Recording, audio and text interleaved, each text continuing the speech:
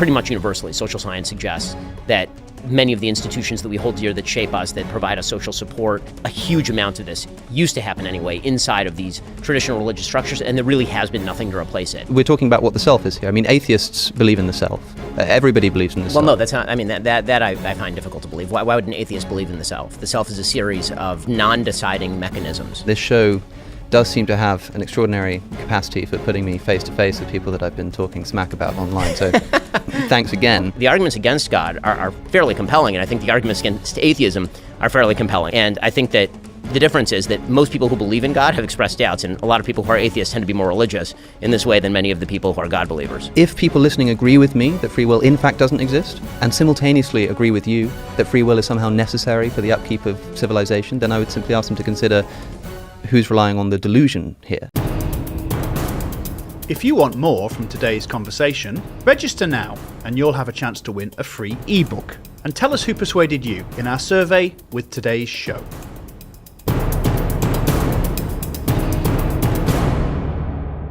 Welcome to The Big Conversation, part of Premier Unbelievable's roster of shows brought to you in partnership with the Templeton Foundation. I am your host, Andy Kind. Today we are talking about a very interesting topic. The question is religion good or bad for society? And I've been joined by two very dapper chaps, Ben Shapiro and Alex O'Connor, who most of you maybe, will be completely aware of. We're going to have a very substantive conversation. I'm going to introduce them first. I'm going to give a little summary on who they are, and stop me if you've heard this before. So Ben Shapiro is a prominent American conservative political commentator and columnist. Okay, so far? So far, so good. A graduate in political science from UCLA and the Harvard Law School, Ben has authored over a dozen books, including the #1 New York Times bestseller, The Right Side of History: How Reason and Moral Purpose Made the West Great. He is co-founder and editor emeritus of The Daily Wire and host of the aptly titled Ben Shapiro Show, which in 2021 was ranked in the top 10 most listened to Apple podcasts. He also has a YouTube channel with over 6 million subscribers. Kudos to you, sir. Joining Ben today is Alex O'Connor. Alex O'Connor is a YouTuber and host of the Within Reason podcast, a philosophy platform designed to present philosophical discussions in an accessible format. A graduate of philosophy and theology from St John's College, Oxford University, he is also an international public speaker and debater, having defended his philosophical convictions against a wide range of experts across multiple continents, and whose online video material has been viewed more than 70 million times. Is that true? It might be more now, actually, depending on more than 70 million times. That was written. Yeah, that's great. Well, it's great to have you both. Thank you both for taking the time. And for both of you, I'm a long-time listener, first-time caller. So hopefully we're going to have a lot of good stuff to say. We're talking about religion and society and how they interconnect. And we want to know, really, and I'd like to get this settled once and for all at the end of this conversation so nobody else ever has to discuss it if we can. Is religion good for society? Can a society hold together if there are no underlying beliefs that everybody shares? And we're going to be exploring what both of you believe are the most important principles undergirding any civilization. What are the foundations of morality and ethics based on? So, without further ado, let's start. I'm not going to go into backstory too much because most people will be aware of who you are, and there'll be a lot of fanboys and girls out there watching. But let's talk about something that, Ben, you have spoken on, and Alex, you have responded to, this idea of the atheist delusion. Ben, could you sort of concisely, if you can, talk about what you mean by the atheist delusion? Sure. So I should start off by saying I don't actually think that it's possible to prove the existence of God. I'm also not a believer that you can disprove the existence of God. I don't think that logical argumentation is going to get you there one way or another, and so I'm not going to try and do that with Alex today, because I think that if people would have been able to provide dispositive proofs, then people would believe them. And if people were able to provide dispositive proofs that God does not exist, then people would be more apt to believe those as well. What I think is an atheist delusion is that it is possible to live ideologically purely in a way that does not rely on fundamental faith principles. When I say faith principles, I'm not going to make the claim that those faith principles are direct from Sinai or that those faith principles require the New Testament, for example. I'm going to make the claim that there are a bunch of principles upon which we base ourselves that are external to what we know about nature and evolutionary biology, and that many of the things that Alex does in his daily life, for example, are going to be things that rely on principles that are external to a philosophy that would assume a lack of the supernatural, a lack of the extra natural. So some of those principles, for example, are free will. So every day we get up, we believe, virtually all of us, whether we say we believe it or not, we actually act in ways that betray the idea that we believe that we have control over our own actions, at least to a certain extent, and that control makes a difference in the world. And that's what gives us purpose. It's what allows us to wake up in the morning and make the decision to do what we believe is right or what we believe is wrong. That the principles of right and wrong are external to evolutionary biology. So both of these principles that I've mentioned already, free will, right and wrong, these come from a language that is external to the Darwinian language of evolutionary biology. If you're talking about free will, there is nothing in nature that suggests the ability to make a decision free of environment and genetics in combination in some sort. The same thing is true of right and wrong, the idea that there is a right and there is a moral wrong that we can reason our way to. Another principle that I think that you're obviously very big on, it's something that you rely on all the time, your entire podcast is based on the idea of reason.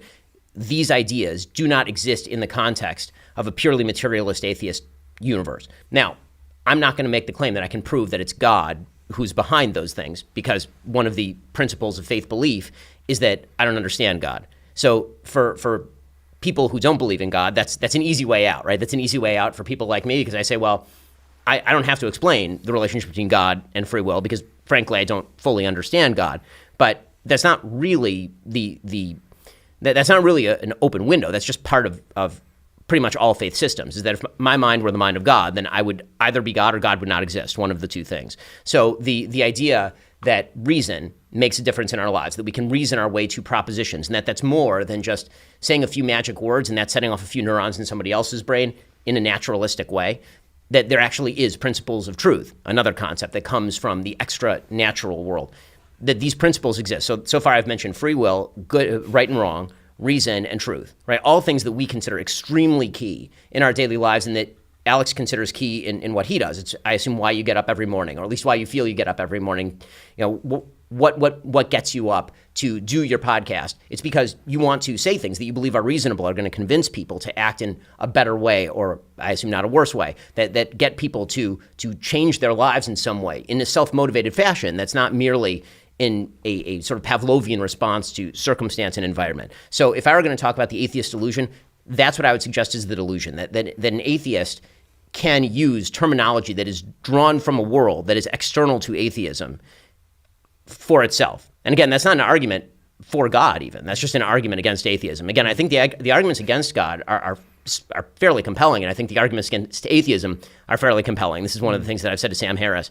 And I think that the difference is that most people who believe in God have expressed doubts, and a lot of people who are atheists tend to be more religious in this way than many of the people who are God believers. Well, something's certain. We don't do cold opens or soft starts here on The Big Conversation. Alex? Well, I am glad to begin on a point of agreement with you, Ben, that yes, if there is no God, there is no free will, but I think that's because of the truth of the latter of those statements. That I suppose the biggest criticism that I made of you in a video response that I made to the atheist delusion, and this show does seem to have an extraordinary capacity for putting me face to face with people that I've been talking smack about online. So thanks again. By the way, I should say it's a great video, and everybody should watch it if they haven't. Well, I'm going to put that in the description. I think that glowing endorsement. The principal disagreement that I think I had with you, Ben, is that there was a subtle, or not so subtle, implication in my view that yes, with no God there's no free will, but somehow having God can solve this problem. I mean, you said a moment ago that you don't think you can establish God's existence through reason alone, but assuming that you do believe in the existence of free will, you think it's a real thing that you have. Yes. And simultaneously saying that if there is no God, then free will makes no sense. Yes. That does read to me like an argument for God's existence, such that in order to either say that there is free will, in order to say that there is free will, one must believe in God. And that does strike me as an argument for God's existence. I mean, to slightly curve that, or to kind of sand off the rough edges there, I would say that the argument I made is an argument for something extra natural. Sure. Now you can call Okay. that God or not God, but the thing that I'm making the argument for is that you cannot get from a materialist Darwinist universe to Yes. free will. That is not possible. So I know that the way you solve that is that you say that there is no free will. That's right. And what I'm saying to you is you don't act that way.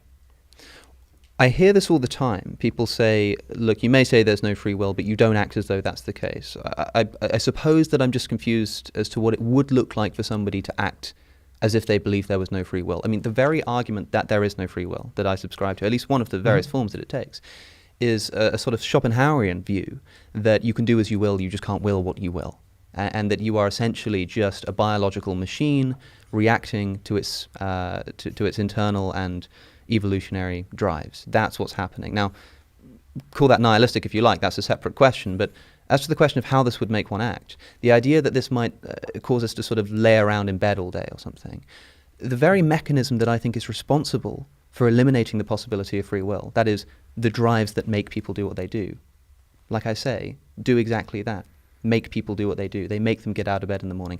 Why do you get out of bed and go and make your breakfast if there's no free will? So well, you go and get breakfast because there's no free will and something is driving you to do that that's outside of your control. For sure. So to get back to the nihilism point, which you kind of put aside, so that means that this conversation is essentially worthless in any sort of real sense. I mean, effectively, we were driven here by evolutionary biology and environment to have this conversation. Everybody who's watching this is driven by evolutionary biology and environment to have a particular reaction to that thing, and ever round the cycle goes. That seems like a very purposeless life. Again, I'm drawing from a realm that is not evolutionarily biologically connected. The word purpose is really, teleology obviously has been taken out of the realm of science pretty thoroughly by atheists and by many people in the sciences, although I would argue that, again, most scientists speak in the realm of teleology literally all the time, and they're borrowing language from the language of teleology, even when they're describing functions of particular body parts, right? The heart pumps blood in order to keep you alive, right? They're constantly using language that's teleological in nature. The real question that I have, and this is what goes to the question that you were asking at the beginning, before the sort of pre-question question, which was the good of religion to society. One of those goods is people believing that their free will matters and this actually is a useful thing. So I believe that it is deeply important for people in society to believe that they have the capacity to change themselves and to make different decisions than what biology would drive them to do. So you say, well, it's biology that drives you to get out of bed in the morning, which is almost Calvinist in sort of the way that it's described, right? It's like you're predestined to get out of bed in the morning, so thus you get out of bed in the morning. But the reality is that we are constantly making decisions as though those decisions make a difference in the universe. And what social science actually does tend to show is that when people believe that they have control over their own actions, that when they believe that they're capable of changing the way that they live, they do make those changes with more alacrity and in better directions than if they don't believe that. If people tend to believe in a deterministic universe, they do act worse. So it may work. This is going to be sort of Straussian in its implications, but that may work for you. You're a very high IQ individual who can somehow reconcile the idea of living a very purposeful life with the idea that actually there's no purpose to anything. But for the vast majority of people, that is not actually how they live. And I would suggest that even in your daily life, you don't get out of bed in the morning thinking, man, my biology is driving me this morning to get on the bike, have a great day, the sun is shining, that's my biology doing this. And I don't think that most people who live purposeful lives, even if they believe that everything they're doing is predetermined by the world around them, by their own biology, I don't believe they actually feel that. They have to engage in what they themselves would term an illusion in order to feel a sense of purpose and meaning in their lives. Of course, but that's what the evolutionary process, in my view, in my worldview, I should say, has done so well, is provide precisely that illusion. I mean, it's not as that, I mean, you say, look, you don't get out of bed in the morning thinking, gosh, look at my biological My neurons drive. are firing, yeah. Of course not, because if I did, then the whole evolutionary purpose that this illusion serves would fall away. I mean, you say that this is a fairly purposeless life, and perhaps the implication is that it's a bit of a depressing one. I didn't come here to inspire optimism in people. I just think it is in fact the case. By the way. It is in fact the case that free will doesn't exist, and we may feel very nihilistic towards that, but as a wise man once said, facts don't care about your feelings. And I will say that the argument against free will, in my view, is based upon something broader than just scientific analysis or empirical research. Rather, we can build an argument, I think, from a law of logic. The the proposition that P must either be true or false, and it can't be both, it can't be neither. It has to be one or the other. Now, this law of the excluded middle, one of the foundational precepts of philosophy, we can simply ask a question of any kind of mental activity, and this will be regardless of whether it's material or immaterial. That's what makes this a crucial argument, and an important one, a pertinent one, is that you can ask of that mental activity, is it determined or is it not? That is it determined by anything else, or is it completely undetermined by anything? If it's undetermined by anything, then it's random, and you're by definition not in control of that which is random. If it's determined by something, then it's either determined by something further inside your mind, or inside your brain, or indeed inside your soul, or it's determined by something external to your brain. If it's determined by something external to yourself, I should say yourself rather than your brain here to rid this conversation of any implicit materialism, exterior to yourself, if that's what's determining the action, then clearly you're not in ultimate control of that action. If it's something inside of yourself somewhere, then all you do is push the problem back and you ask the question again, is that thing determined or is it indeterminate?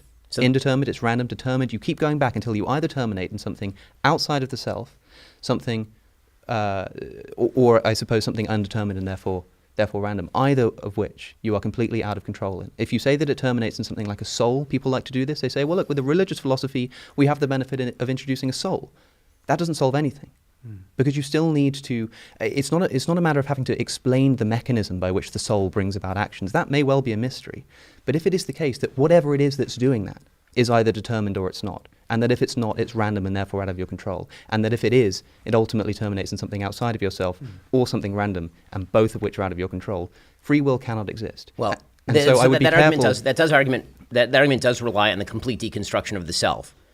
Right? I mean, you're using the term self in this argument in, I think, a couple of different ways. You're saying something outside yourself, but then you're breaking down the self into a bunch of separate components as though the self is a computer.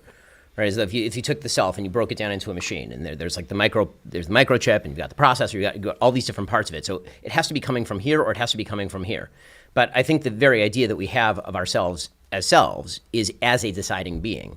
And so the attempt to carve that down into, so which parts of the deciding being, that is an avoidance strategy. So I don't think that the argument quite holds. Well, if we can call the self just a deciding being, call it a deciding being, then that sort of fundamental assumption that we make about the nature of the self, I don't think is going to be incompatible with atheism. How so?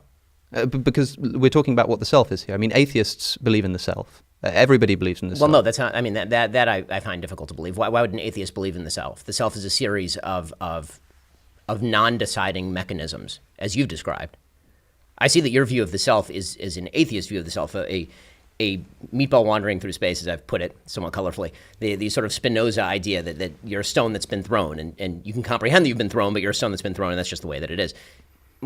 Why would there be in atheist philosophy such a thing as a deciding self? The deciding being is external to the idea of an evolutionary cause, because the very word deciding suggests uncaused decision making, and you've just excluded it through your own philosophy. Uncaused decision making, I suppose, is a concept that I think is unintelligible, and therefore, if there is an unintelligibility of the self on atheism, I suppose the thrust of the criticism that I made to essentially every point you made in that video, except for the argument from motion, is that what you're saying to me, if it applies to atheism, I think simultaneously applies to theism as well. How so? An uncaused decision. I mean, what is the process by which a decision is made? But now you're falling into the same sort of argument that I excluded at the beginning, which was I said that the beauty of religion is that there's a bunch of stuff I don't understand.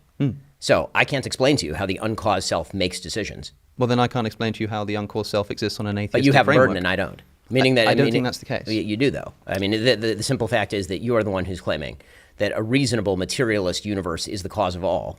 And so if that's the case, you do have to explain the mechanism in a way that I certainly do not. My entire philosophy rests on the positing of an entire realm of things I don't understand in terms of their interaction with the world. Now, as I said at the very beginning, that leaves me a giant escape hatch. I'm not going to pretend that that's not a giant escape hatch. It acts in practice as a giant escape hatch. It also tends to act as a fundamental principle of faith, right? Again, in every moral realm, right? When you get to the problem of good and evil, right? One of the big questions is, well, how can God allow evil to take place in the world? And the fundamental religious answer, as it has been for thousands of years, is my mind is not God's, which is a giant escape hatch. It also happens to be true from a religious point of view. So if I may, that there are two sort of escape hatches here. There are two appeals to mystery going on here. And it seems to me that what you're saying is something along the lines of my simple appeal to mystery here is disallowed in the way that you're allowed to appeal to this mystery because I'm the one making the claim. I think that not because I'm the one making the claim, but because I'm the one with the burden. In the context of this discussion, sorry, I'm missing the who's the you and the who's the I in yes. the sense, but yes. I see what you mean. I'm speaking for myself there. Sorry. If in the context of this discussion, this began the subject which I think is the first one you bring up in this video, free will. Here's this thing that I think exists, and on the basis of its existence, think entails the existence of a God, or at least points to the existence of a God. I shouldn't say entail. And then when I say that I don't think that the concept of free will is intelligible, and you say, well, how is it intelligible on atheism? And I say, I'm not sure it is, but it's not on theism either. And you say, well, there's my escape hatch. I can appeal to mystery. I don't think the burden is on me there. I think you were the one who's making the claim that free will does exist, that there is this mysterious property of the universe actually, that's not escapes this determined or indetermined dichotomy. And then when I say that this is unintelligible to me and based on what I see to be fundamentally appeal to a law of logic, suddenly I'm the one making the claim. I'm the one with the burden who has to do the proving. No, the actual claim that I originally made, if you recall, was a conditional claim. Mm-hmm. I did not claim free will exists, therefore God. I claimed if you believe free will exists, it cannot exist in a materialist universe. Now, you say, okay, fine, it doesn't exist in a materialist universe. I don't believe in free will.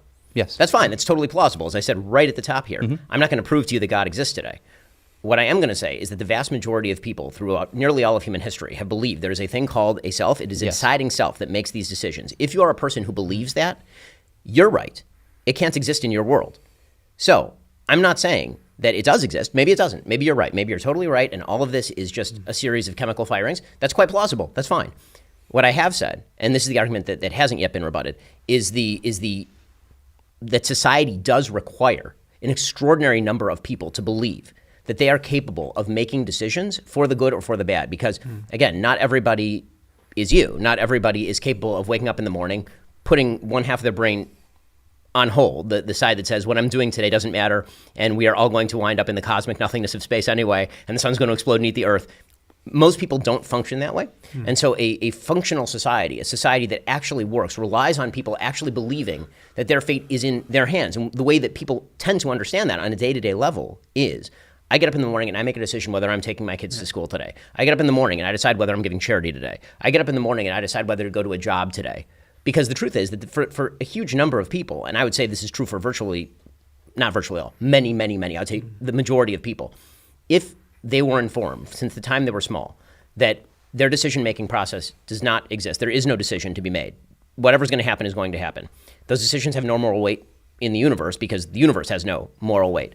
There is no way to create a functional society on the basis of these premises. There may be a Platonic world where philosophers can think about this in the gardens of their imagination and feel great about it. But that's not actually how society functions, not for children, not for teenagers, not for adults. Yes. And we're going to go on and talk about that in the second section. I had free will to ask any of the questions I've had written down here, but I just didn't want to. I didn't want to stop either of you. It's been breathless and captivating. I'm sure you'll agree.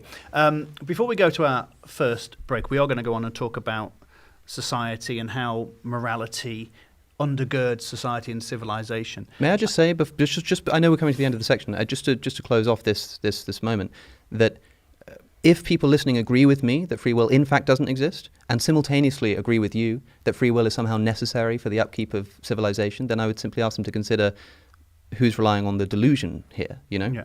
And I don't mean that as an insult, but you see what I'm saying, right? I totally agree. And so from my argument, you would be, and from your argument, I would be. Yeah. Meaning, I think that you are delusional, there's no free will, and you think I'm delusional in the sense that there is no free will, and yet I believe in it. Yeah. Something like that, yes. Yeah. So for you, Alex, just before we go to the break then, because we're trying to break it down, we've got two insane minds here, really kind of grappling, and I feel as though I've won a prize in a competition just to be here sitting with you both.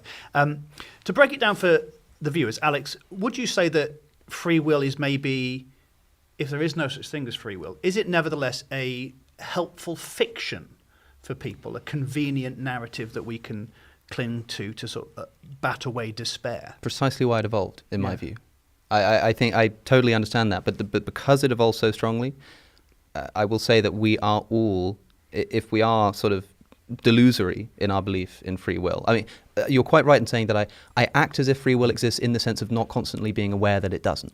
I don't wake up and do those strange morning affirmations that you mentioned into the mirror about, the sort of heat death of the universe. But, maybe you but should. people, I think it is good to reflect on your mortality in that manner every once in a while. And it does inspire some serious thought about whether you're really taking your philosophy seriously. But I will say that the mechanism is so useful and has been so successful in embedding itself into our psyche that we cannot shake it off. So I can I can have conversations with people, as I do regularly, talking about the existence of free will, and they come away saying, you know what, that's extraordinary, maybe you're right about this.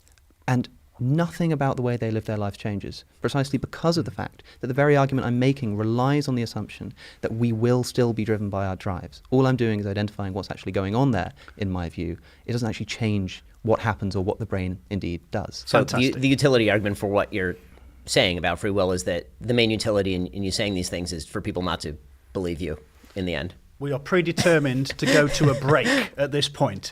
So we're going to continue this. You're watching and listening to the big conversation from Premier Unbelievable with me, your host, Andy Kind. I've been joined today by Alex O'Connor and Ben Shapiro, and we are having a fascinating conversation about religion and whether it's good or bad for society. There's lots more to come, so we'll be back after this short break. Enjoying the conversation? Tell us who persuaded you in our survey. And if you want more from today's conversation, then register to get early access to the next show.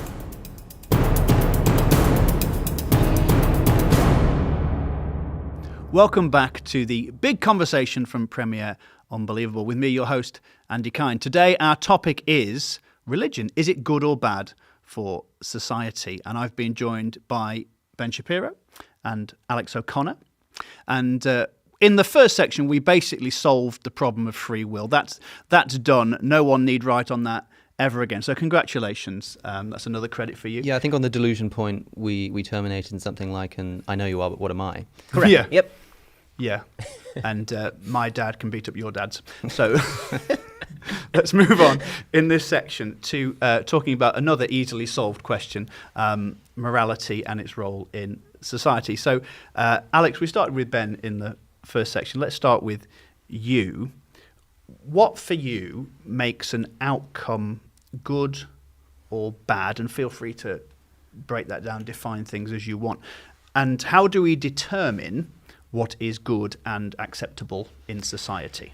Here is where I may disappoint you and potentially excite Mr. Shapiro in that I don't have a good answer to that question. Okay. In that, obviously, attempts have been made for a long time to ground good outside of God. I must say that similarly to rehash the same theme, I think there are issues with grounding good in God as well. I don't think that removes the problem. I don't quite know what good is, if it indeed exists. I'm quite suspicious of the concept. I think it might be another one of these unfortunately quite nihilistic evolutionary sort of illusions of a sort. I guess I ascribe to emotivism more than anything, which has sort of gone out of fashion in the past decade, but I think still has some truth to it in a sense. It's more of a philosophy of language than it is a philosophy of what good and bad actually is. What I do know, however, is that there are problems, I think, with trying to ground morality in the existence of a God, especially if it's done so on the grounds that it essentially can't be done anywhere else. I mean, as far as I'm concerned, the religions of the world are false. I think that they are incorrect. That is, I don't think there really is a supernatural authority. And what that means is that the inventions of religious morality are just those, inventions, and inventions of a human mind. Now, if you have a human morality that recognizes that it is essentially a series of compromises between the history of mankind trying to get along with each other on a planet, then what happens is sometimes these ideas and these philosophies rub up against the real world, and we can adapt them as necessary.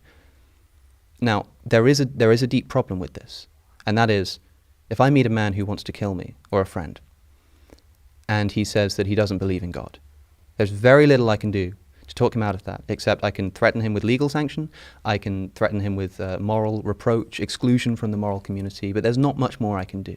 However, if a person says that he wants to kill me, and he believes that he wants to kill me because God has told him to do so, then I don't even have that minimal reproach available to me.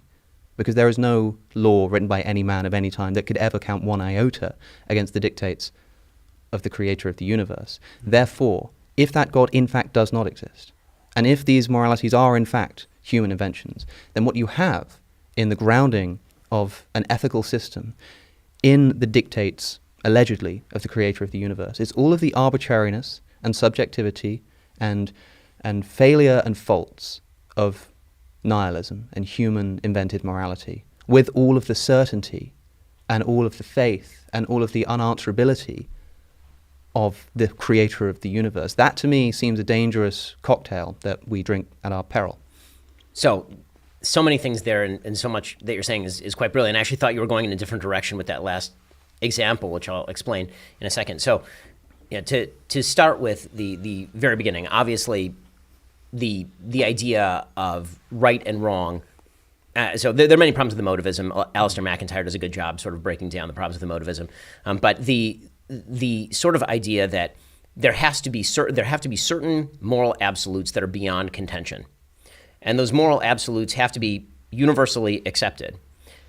You can ground that, I suppose, in a sort of descriptive universe. The problem is that, to go back to your example, which again I think is a really interesting one, if a man comes to kill me, I think the real question of religion versus non-religion in the utility sphere here is it more likely that a man is going to come to kill you being a devotee of a religion that says that he must kill you, or is it more likely that a man is going to kill you out of self-interest because he is not a devotee of a God who says that killing is wrong? So if you are faced with these two alternatives, to kind of remove your example one step, the question is why the man has come to kill you. I mean, that's your premise is the man has come to kill you because God told him to, and so he can't be dissuaded by force. Agreed. We see that full scale in the real world on a fairly regular basis. It is also true that over the course of human history, men have come to kill one another on the basis of self-interest in extraordinary amounts of the time.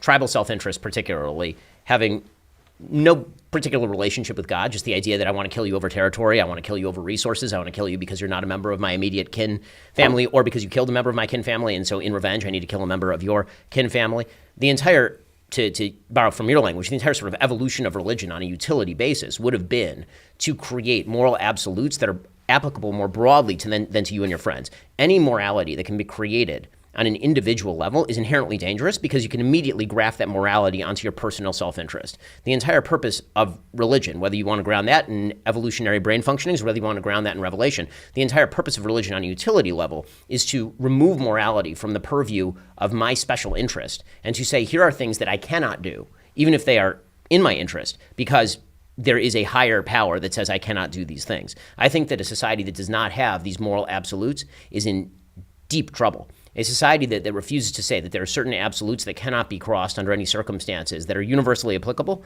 it reduces things that we all take for granted, like equal justice before the law, like the idea that the law is supposed to equally apply to everybody, whether they're a member of your family or whether they're not. And there are broad cultural differences in these questions. I mean, to pretend that all human societies have equality under law is obviously not true. It's not even remotely true, actually.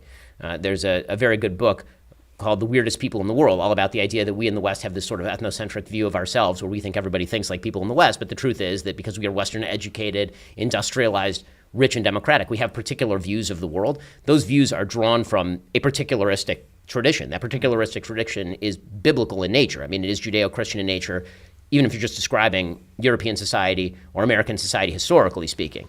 So the kind of removal of God from the equation, your suggestion is that God makes a person impervious to countervailing responses. And my answer is yes, God does make a person impervious to countervailing responses, including the evils of one's own heart, if you truly believe that God is standing above you, telling you not to do that thing. And again, social science tends to bear this out. People who believe that God is above them tend to give more charity, for example. People who tend to live inside religious communities, within the religious community. And I'm not going to pretend that I think all religions are equivalent in their truth propositions, because I don't. I mean, if I did, I wouldn't be wearing a yarmulke, right? So that's just what it is. Inside religious communities, a lot of social bonds and a lot of social frameworks are built on the basis of this shared belief system. In other words, diversity itself, self-interest, cannot always check self-interest, and it tends to tear apart societies and communities unless there is an orienting goal. That orienting goal traditionally has been performed by church.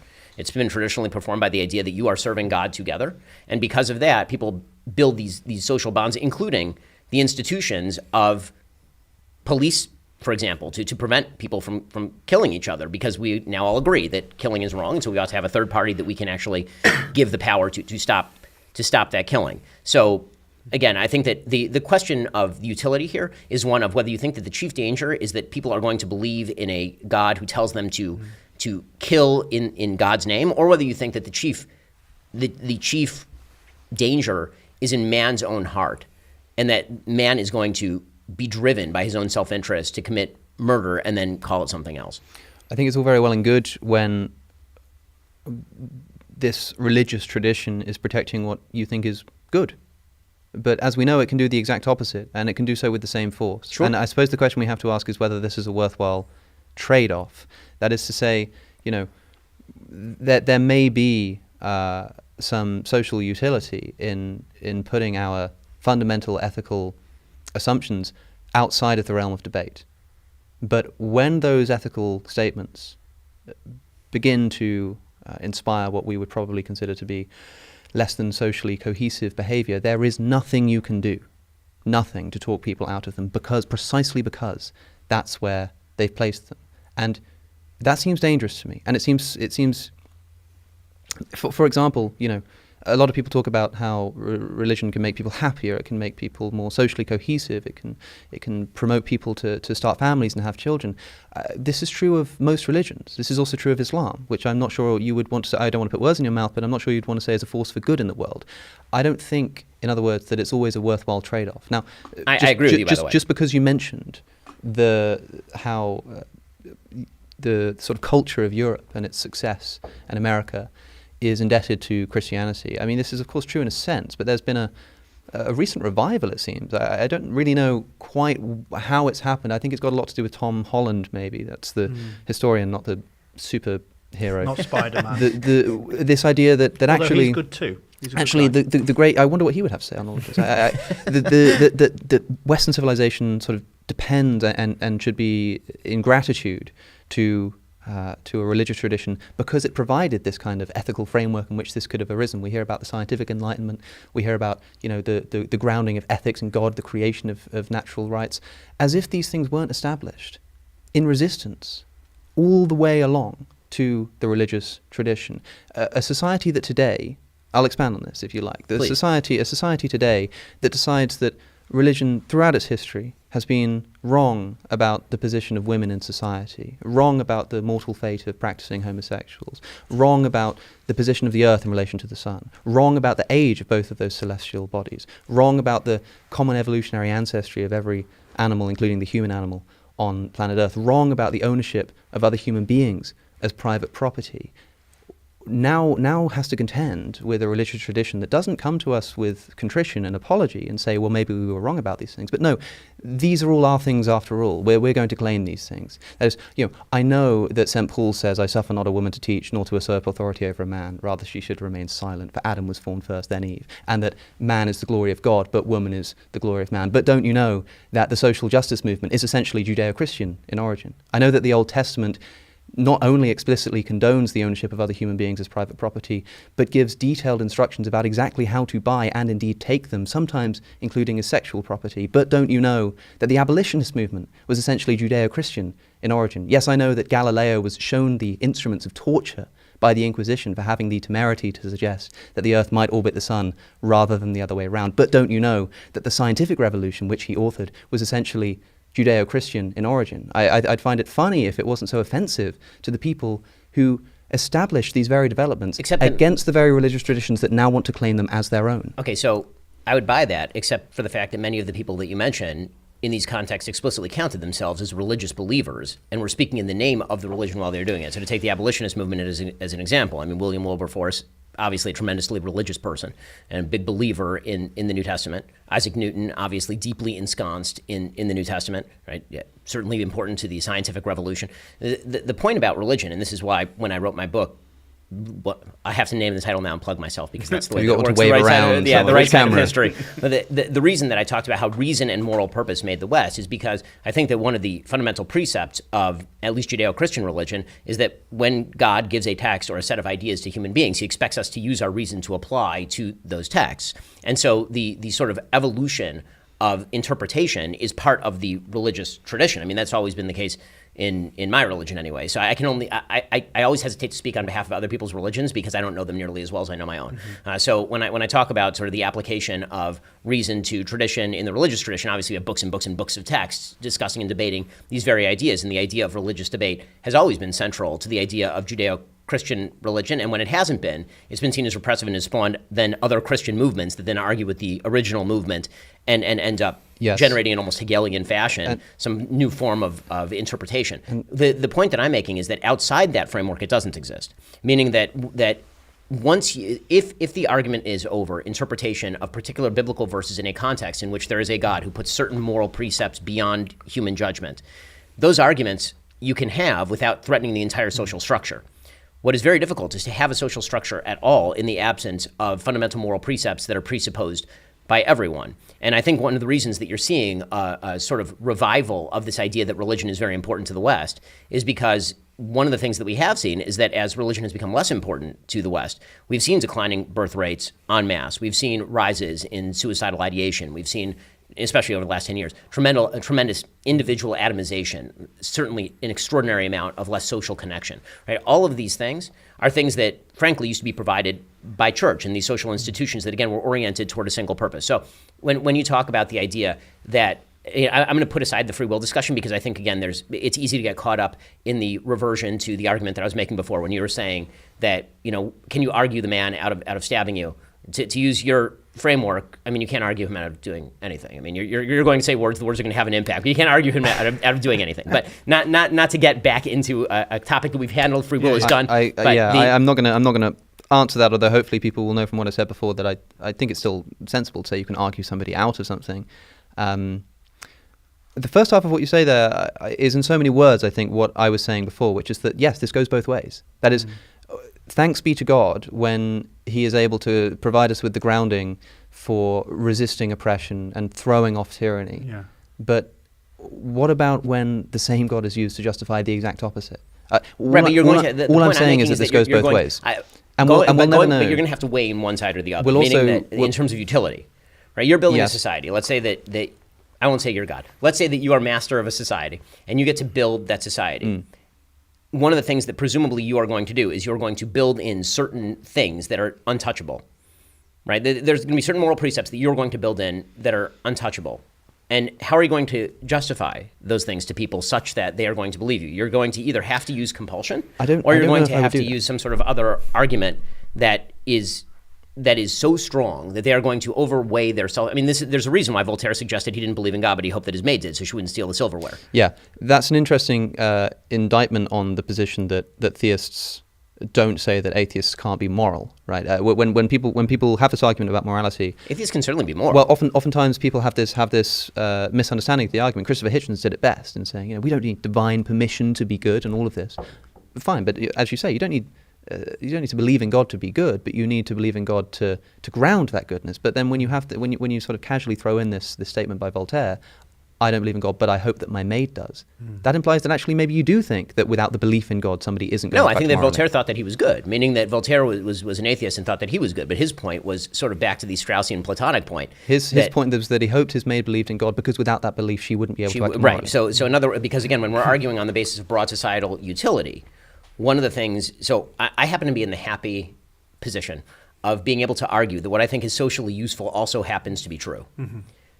The question I'm asking you, and I think that's what a lot of this conversation is whether you think that what is socially useful is actually false or an evolutionary illusion.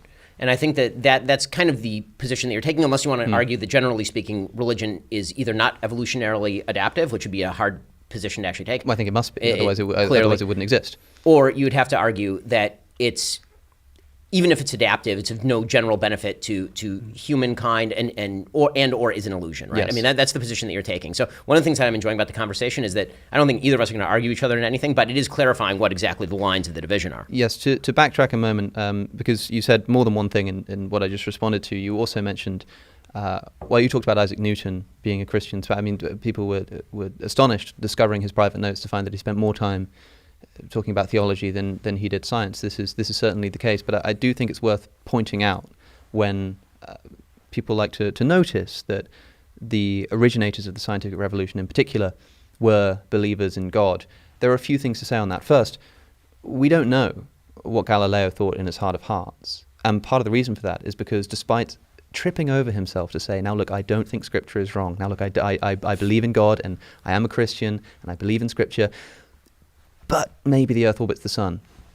His life falls apart. So suppose he did secretly have doubts about the existence of God. Do you think we'd ever have even found out about it? And that's an unfalsifiable argument. I think not a chance. In other words, but the lack of falsifiability makes it difficult for me making a counter argument. In other words, let's not be so maybe confident. Maybe he did have a secret diary, but I have no proof that he had a secret diary. What I'm saying is, let's not be so confident about this. The second thing to say is that these men, if that's what they were remembered for, that is their theology, then they wouldn't be remembered. Thirdly, is that just on the minor point that people often like to point out that, well, the originators of the scientific revolution were religious, and so science can't conflict with religion. I'm not going to make the claim that science does conflict with religion in principle, but supposing that it did, this would not serve as a rebuttal, because if it were the case that the scientific revolution and the scientific method undermines religion, then of course the people who invented the scientific method would themselves have been religious, because they hadn't invented the mechanism by which it came to be undermined yet. Yeah, but then afterward they presumably would be irreligious or a-religious, which is what happened to Darwin, for example. It doesn't happen that quickly, right? It really doesn't happen. True. On an individual level, it certainly if we're talking about the development of the scientific method, we're not talking about the kind of thing that just happens in a lifetime. I mean, to attribute it to Galileo and Newton as we happily do is far too simplistic. This is something that happens over at least decades. Right, but you're making both an individual argument and a broader historical argument. So yes. Pick one. And so what I'm saying is that the individual beliefs of the founders of that revolution, I don't think that revolution would have gotten off the ground enough from just their contributions within their lifetime to shake decades of prior faith. However, when you get to someone like a Darwin, then we start to see agnosticism. Then we start to see people having their doubts. And then when you get into the modern era, atheism abounds. And so, in other words, if it were the case that this thesis, which, like I say, is not something that I'm defending here, I'm just sort of rebutting the rebuttal to it. That is, if it were the case that the scientific method were this king of undermining religion, then I think we would expect the fact that those who invented it to have been religious. It would be like saying, isn't it amazing that the person who invented the motor car didn't own a motor car before that? Well, no, because, again, you've now also made the case that perhaps they had secret diaries, or in their heart of hearts they weren't actually religious or convinced away from that. So, again, that's why I'm saying I feel like you're making a broader historical argument that works, and I think you're making an individual argument that doesn't quite. I'm not saying that is the case. I'm saying that we would never know why is that? Why will we never know what Galileo really thought about religion? Well, I'm going to just accuse you of assuming facts, not in evidence.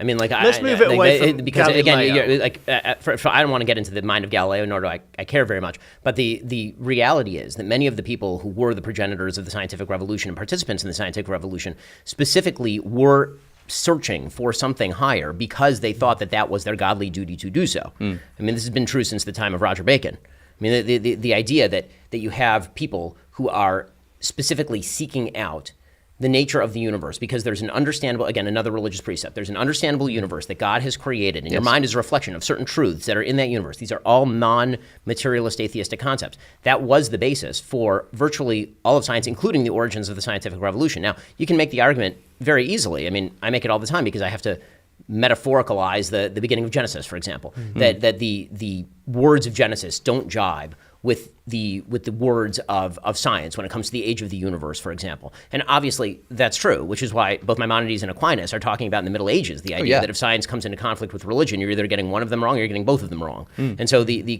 constant sort of reinterpretation of religion in light of the facts that are established by the scientific method, I don't think that that's a rebuttal of religion. And so and more than that, I think that the peculiar idea that religion itself must fundamentally be undermined by scientific discovery, I don't see quite why. Well, I would agree with that. I'm just saying that the rebuttal that's presented to that opinion fairly commonly, I don't think works for the reasons that I've said. Okay, well, let's give you both a little breather, because we're going to go to another break very shortly.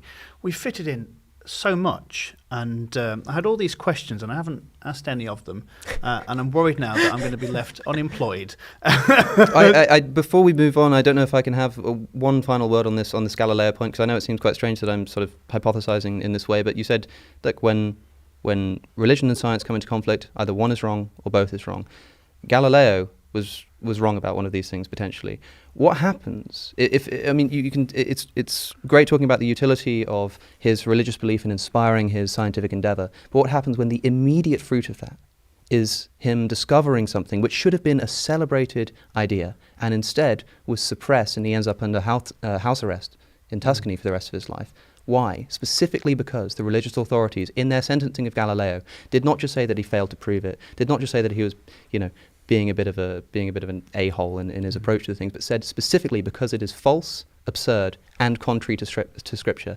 That is why that scientific position was suppressed on specifically religious motivations. And far be it from me to defend the Catholic Church and its crackdown on Galileo. Okay. You've come to the wrong place for that. Okay, it's time. It's time for another break here. You are watching and listening to the big conversation from Premier Unbelievable. I am almost anonymous here, Andy Kind, but my day will come, and I've been joined by Ben Shapiro and Alex O'Connor. We'll be talking about religion and society. Is religion good for society? So much more still to talk about. We'll see what we can fit in. We will fit in as much as we can, but we'll be back after this short break. Enjoying the conversation? Tell us who persuaded you in our survey. And if you want more from today's conversation, then register to get early access to the next show.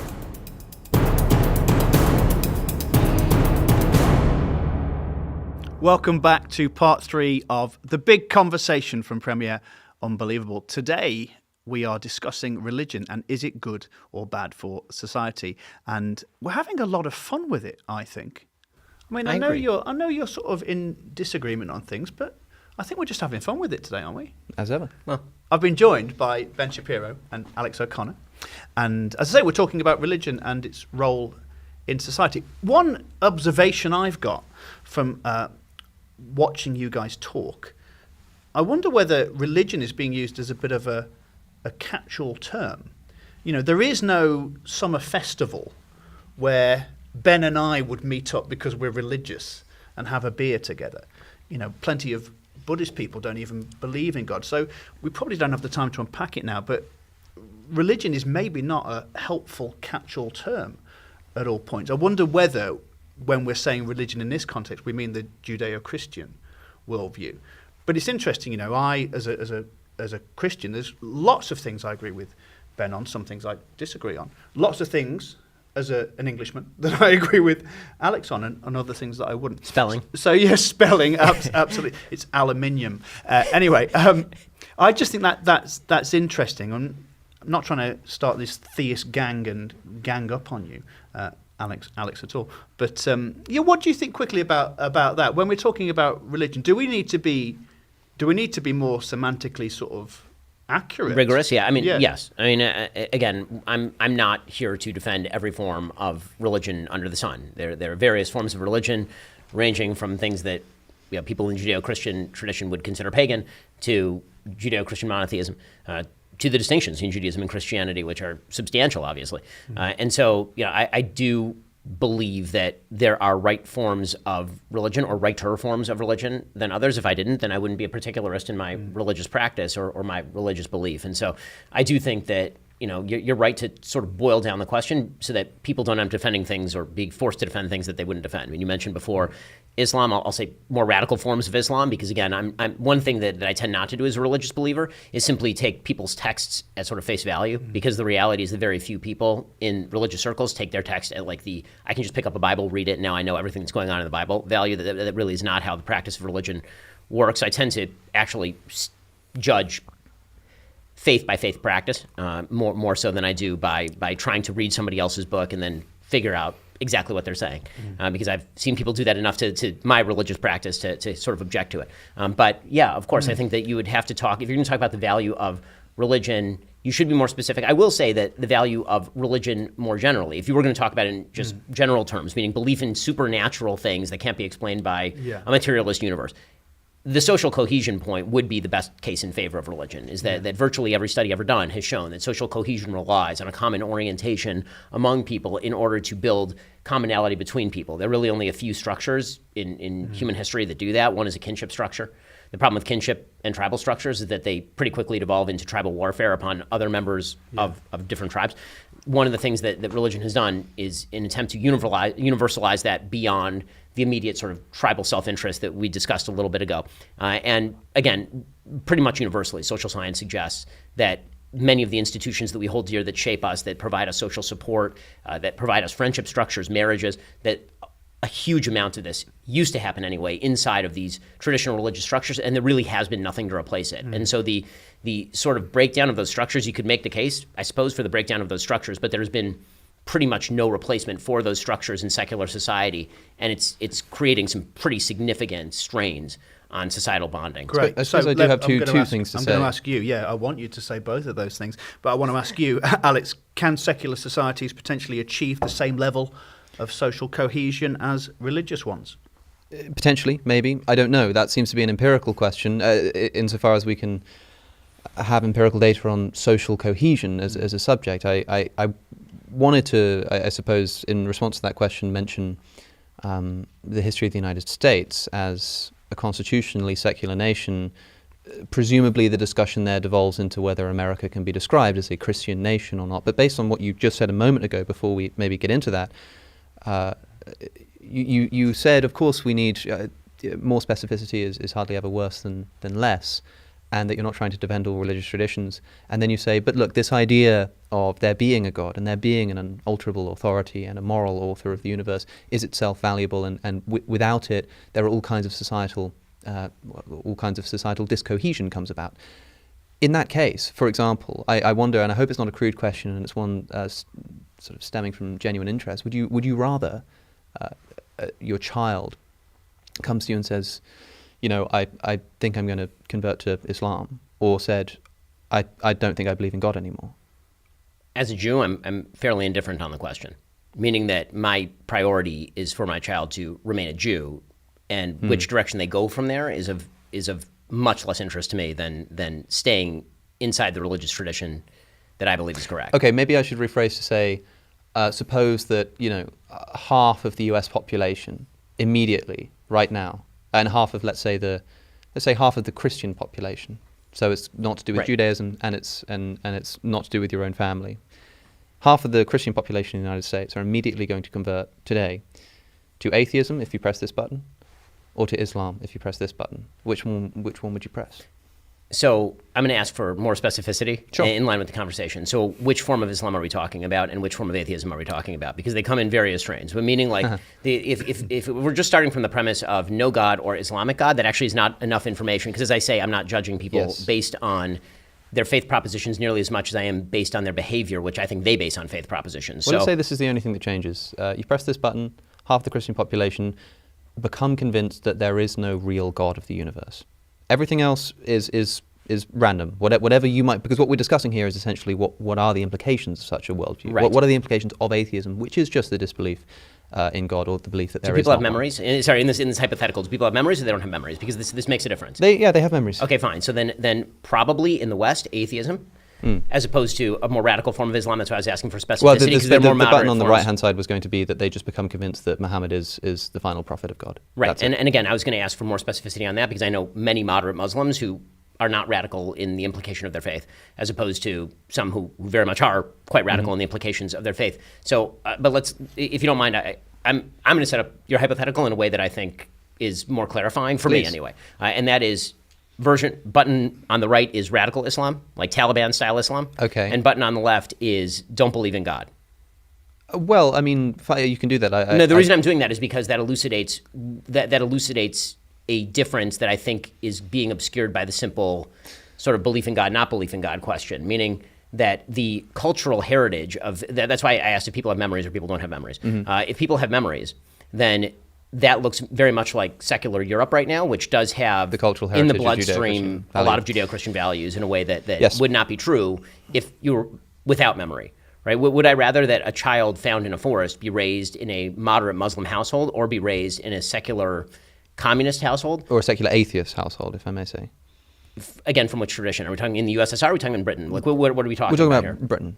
Okay, so we're talking. Well, we were talking about the US, but let's say Britain. In Britain, depends on the strain of Islam. If we're talking about like a liberal form of Islam, which do exist, then probably a liberal form of Islam. If we're talking about a fundamentalist form of Islam, then probably a secular strain of Britain. Fine. The second point was to say, I mean, you mentioned not wanting to just to take Scripture at face value, and I understand that the difficulty of taking Scripture essentially out of context and trying to take a literal approach where a literal approach isn't supposed to be taken. I mean, people forget that the Bible is a collection of books rather than a book with lots of different with an genres oral inside tradition it. and all the I rest. saw a video once of somebody trying to use the Bible to disprove the divinity of Jesus by quoting the book of Job, saying, "God is not a man that I might question him." God is not a man, you see, and I thought not only is this in the mouth of Job, but also, that's the kind of thing that we want to avoid. But it does seem to me that there are some things within religious scripture that do need to be taken seriously and do need to be taken essentially at face value.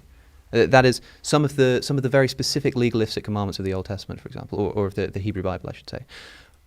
These are not, when people list these and say that these are potentially morally problematic and may have done something towards hindering, for example, like I mentioned earlier, the abolition of slavery in the United States. Of course, there was a great deal of religious influence on both sides, which is something that I've already mentioned. But don't you think that this problem could have been solved a lot more easily if there had been a stronger religious tradition of opposition to the ownership of other human beings? Why can't that have been the case? Okay, because so Scripture quite explicitly condones it. Right, And in fact gives you the details of how to do Yes, it. so- That's something that couldn't have been done, in other words, this because is fun you've for me. taken Now I get this, to do Talmudic law. So this here's, moral here's principle the, that's placed outside of meaningful debate. Right. Before we move on, can I ask, where are we getting these buttons from? Are they from Amazon? You know, you press one and everyone's an atheist. There's this wonderful thing Are that these available on the market? that I think you both need to use in this conversation, which is imagination. Oh, right. So let's as far as why didn't the Bible prescribe the perfect world as I would see it or as you might see it, and the answer is because two reasons. One, as stated right up top, I'm not God. I assume he has different logic than I do. Mm-hmm. Two, the Bible is in an inherently problematic position in the sense that on the one hand, it's trying to divulge important truths for all time. At the same time, it's talking to a people of a particular time. Yes. And this is a well-worn tradition inside Judaism. So to take the slavery example, there is no mandate to hold slaves in the Bible. Right? There are lots of mandates in the Bible. Many, many mandates. There are 613 of them according to my religion, right? That's why I do all these weird things that I do. But one of those mandates is not to hold slaves.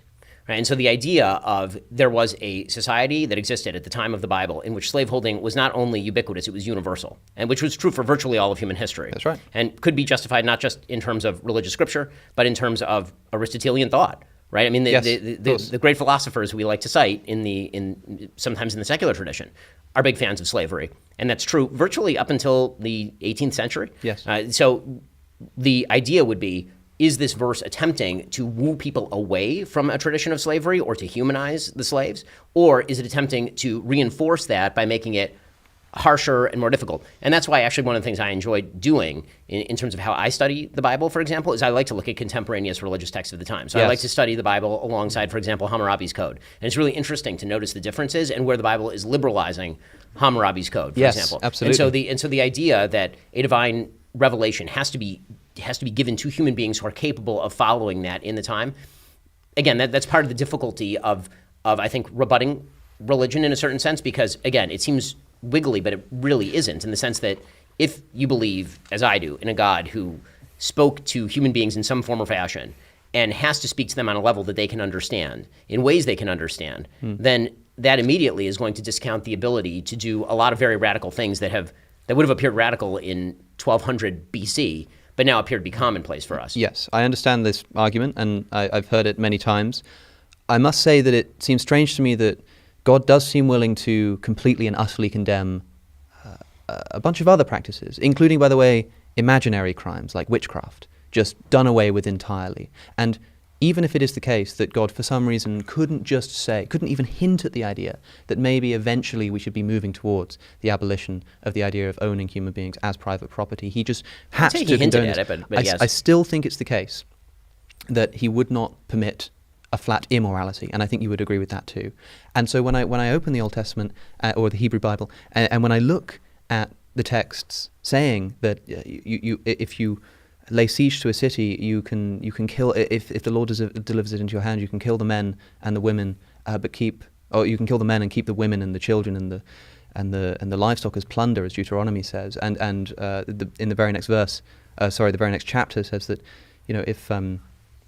if you see a good-looking woman, and I'm not interjecting that. If somebody finds an attractive woman, yes, if Toar is the actual Hebrew, yeah, then they can take them for themselves, and if they want them as their wives, and they take them home, they shave their head, they cut off their fingernails, they give them 30 days to mourn their old husband, who you may very well have just killed, and then you can take them as your wife. When Numbers 31 has Moses instruct the slaughter of the Midianites, saying, kill all the men, and this time the women get killed too, but not the women who haven't slept with a man.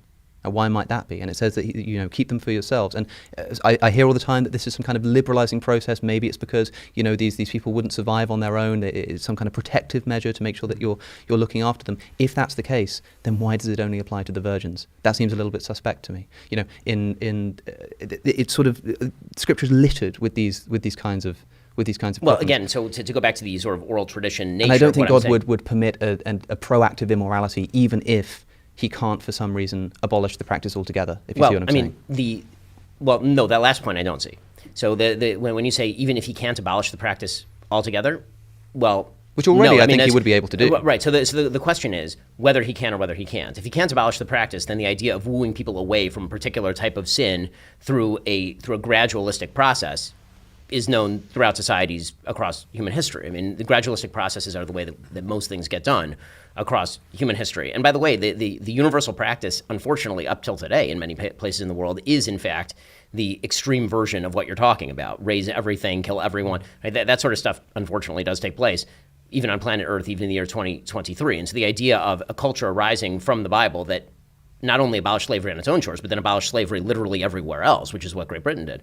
That, again, to separate that off from a tradition that also says that every human being is made in the image of God, right, which is the verse from Genesis, or that you have to treat the stranger well, right, which is repeated more than any injunction in the Bible, right? There are these traditions that are at war with each other inside the Bible, which is why there is this hotly fought kind of argument inside biblical circles about all of this stuff, which again is one of the reasons why I said right up top that when it gets to I can't just open the Bible and interpret the text as I would see fit. You say, well, I don't like this verse right here. Contradictory? What was that? You say that Scripture is contradictory? Well, I say that Scripture is, some Scripture is time-bound and some Scripture is not.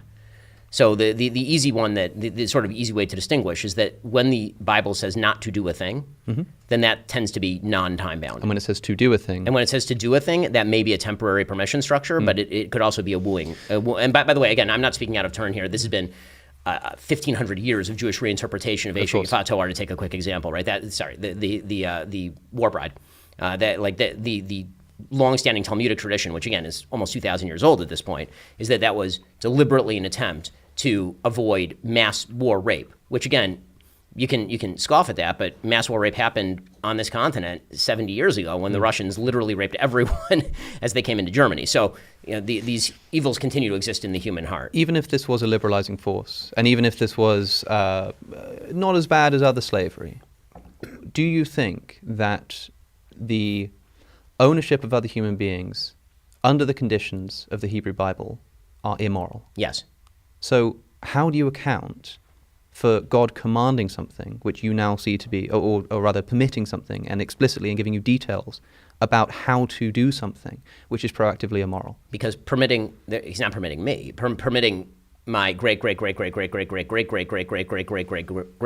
do something immoral. To do something immoral. That in the time was not considered immoral. It wasn't considered immoral, right. But was it immoral? By today's standards that were developed by the relativist? Judeo-Christian tradition, sure. By today's standards developed under the Judeo-Christian tradition, immoral. So which, by the way, you're living off you're again, not to get back to the Tom Holland argument, you're living off the remains of this. I mean, where's your morality coming from? But who's the moral relativist now? I mean, it seems that a moment ago you say that the great success of religion is providing a sort of untouchable moral basis that sort of transcends human affairs and human debates. And now when I say, well, look at this, open your own religious scripture and look at this blatant immorality, you say, yeah, but well, that was considered to be fine at the time. It's considered to be bad now by the progress of Judeo-Christian there's a question. values. Who's the moral relativist here? Well, it's not relativistic to say that a thing that is wrong today is considered wrong today because of a tradition that developed over time. The question I'm asking is not, was it considered right or wrong at the time of biblical slavery? It was wrong. Was it wrong?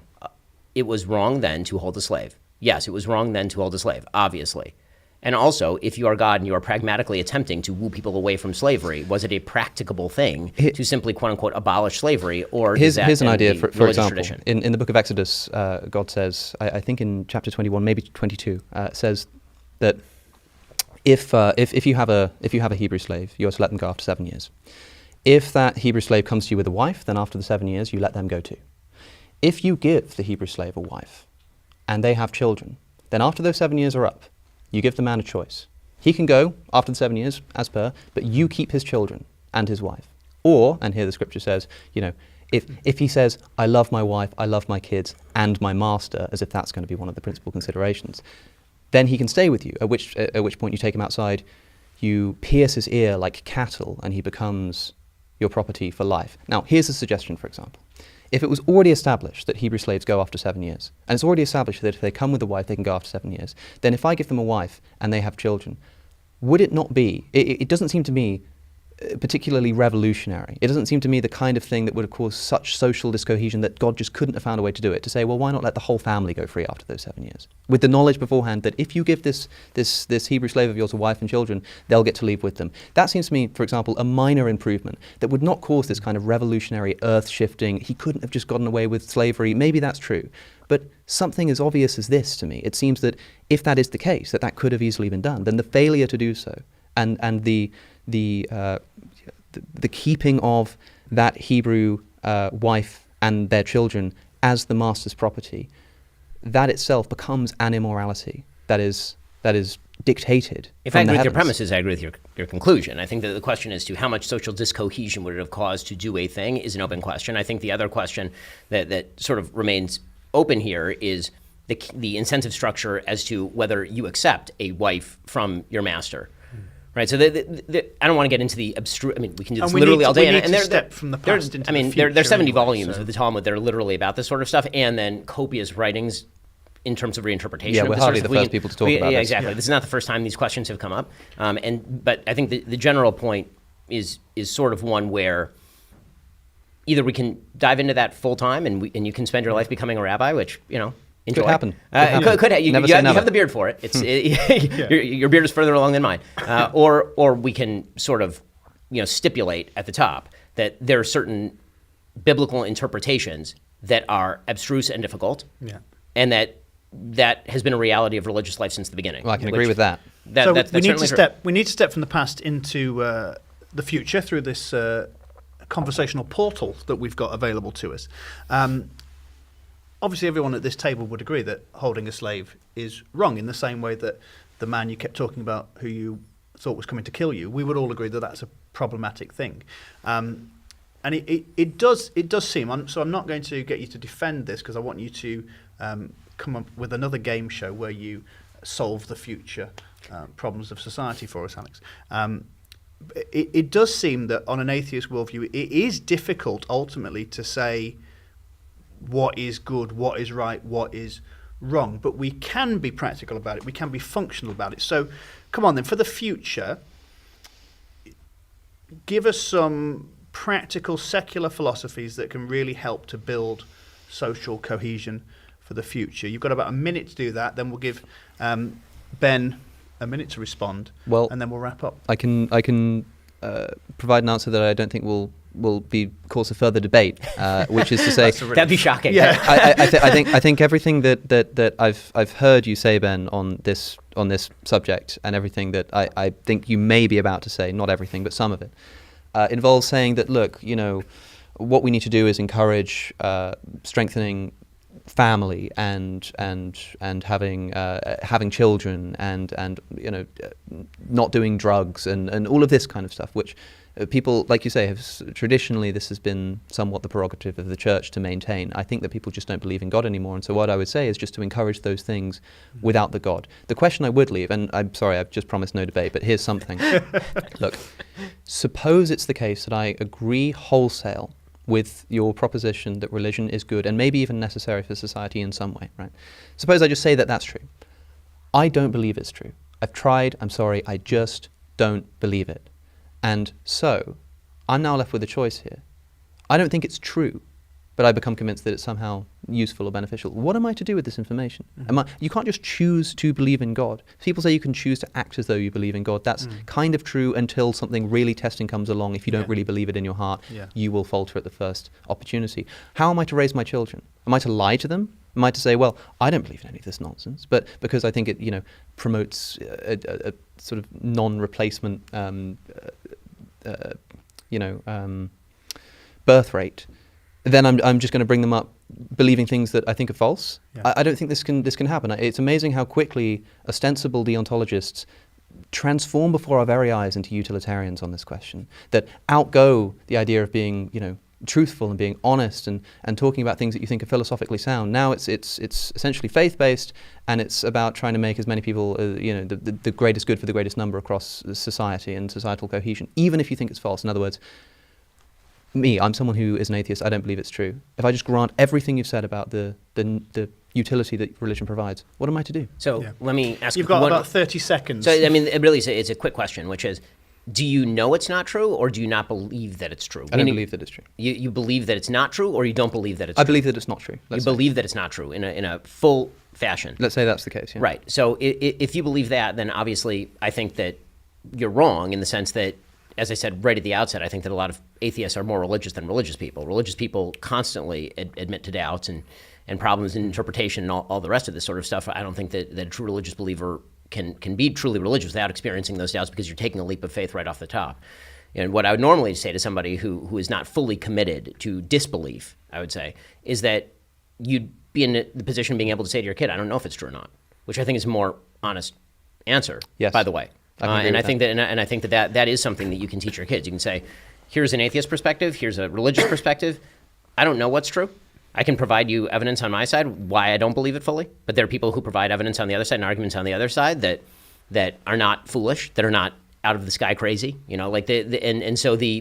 and make your own decision. I think that's the way that you would address that with a child. If you're somebody who believes in the social utility of religion but doesn't necessarily believe in the religion itself, I think giving the child the ability to choose that themselves by saying, I'm not sure, or by presenting both sides of the argument would not be a bad way to go. I mean, just in terms of practical solutions. In terms of what I would say to better society, I have a much easier answer, which is I think that you should re-engage with your social institutions, including your church. I think that saying to people on an individual level, don't do drugs, study hard for your tests, get married before you have kids, get a job. Like it's easy to say that to people. And I think that without supporting social institutions that reinforce that nearly every day and make it part of the culture that surrounds you, it's very difficult for people to live that. And so I think that removing God as sort of the capstone of these institutions, the whole institution tends to fall apart. So on a practical level, if you get rid of God, the institution just ceases to exist, and you can yell as much as you want, but individuals are far less likely to provide the social reinforcement and social networks for support that actually create the bases of a good, fundamentally solid civilization than an individualist civilization in which all you can do is basically encourage someone to quote unquote do the right thing. Amen. Well, the fact we've managed to keep Ben Shapiro within the 24 minutes is a miracle in itself, a miracle that Alex doesn't believe in. But we have been talking today on the big conversation about religion and whether it's good or bad for society. And I've been joined by two literally world-beating minds, Alex O'Connor and Ben Shapiro. I have enjoyed it so much. Thank you so much to both of you. You're both so wonderful and impressive. And we've seen areas of convergence. We've seen areas of divergence. Alex has given some ground on the areas where religion is good for society. Ben has conceded that it's not always good for society in certain iterations. So we didn't come to a full verdict about whether religion is good or bad for society. But what we have seen is two men avid and persistent in their pursuit of reason. And I can tell you something, that is good for the future of society. Join us next time on The Big Conversation. Goodbye. Thank you so much for watching. If you enjoyed this episode, click the subscribe button. And if you want more from this conversation, register now and you'll get exclusive access to enter a draw for a free ebook. Also, tell us who persuaded you in our survey with today's show.